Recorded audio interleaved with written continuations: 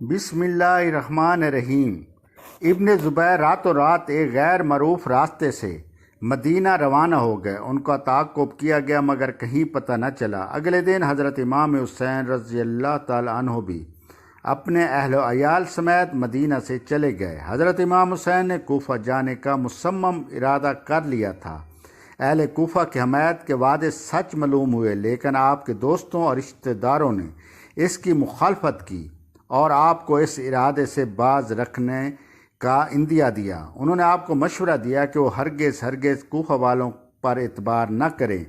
یہ وہی لوگ تھے جنہوں نے آپ کے والد حضرت علی رضی اللہ تعالیٰ عنہ کو مین مجدار میں چھوڑ دیا تھا۔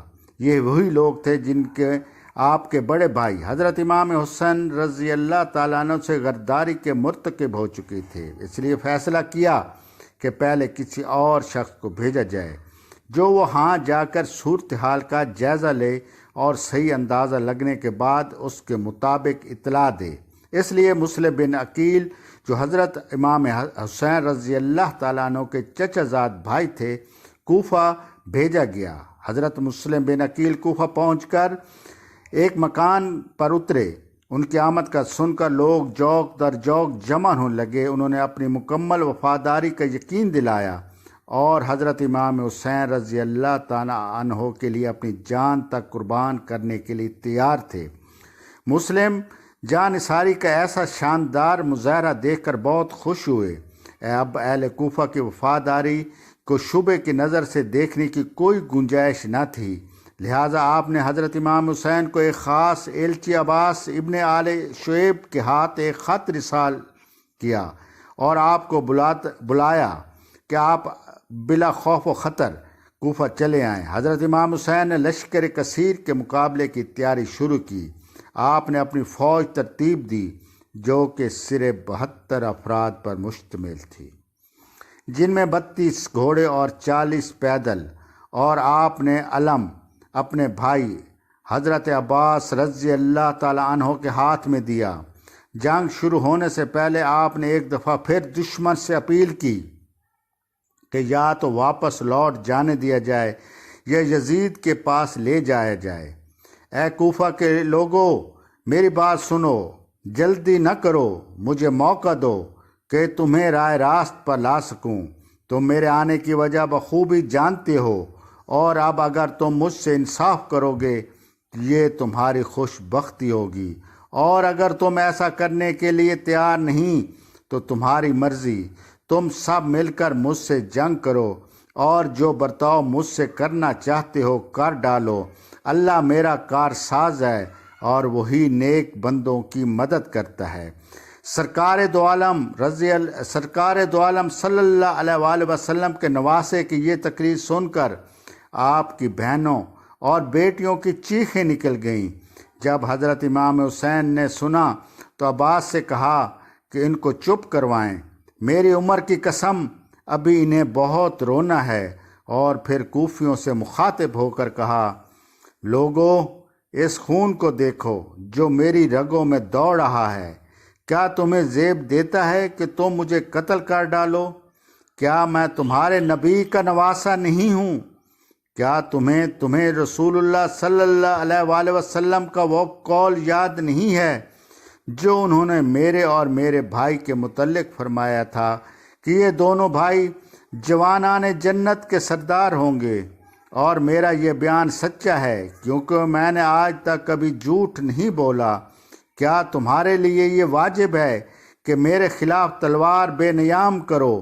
کیا کوئی بات بھی تمہیں میرا خون بہانے سے باز نہیں رکھ سکتی؟ لیکن یہ سب کچھ بیکار ثابت ہوا۔ شمر اور اس کے ساتھی لڑائی پر تلے ہوئے تھے۔ انہوں نے حضرت حسین کی پیشکش بھی رد کر دی۔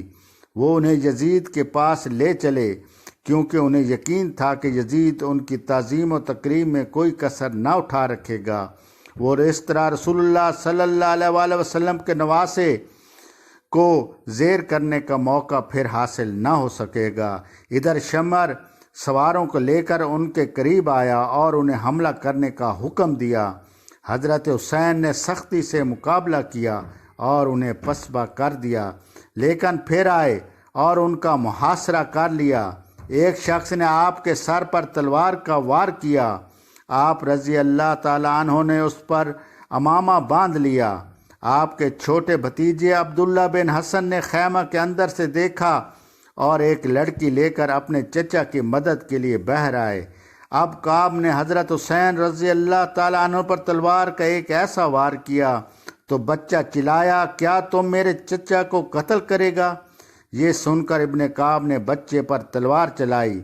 بچے نے بازو پر وار کو روکا جس سے ہاتھ کٹ گیا۔ بچہ تکلیف سے بے قرار ہو کر چیخنے لگا۔ حضرت حسین رضی اللہ تعالیٰ عنہ نے اسے گود میں اٹھا لیا اور اللہ تعالیٰ سے ان کے لیے تباہی کی دعا مانگی جنہیں نے مدینہ بلا کر دھوکہ دیا۔ آپ کا تمام جسم شدید زخمی ہو چکا تھا، تیروں سے چھلنی ہو چکا تھا، لیکن آپ کی شمشیر آبدار کی تاب نہ لا سکے۔ کیا تم مجھے قتل کرنے پر تلے ہو؟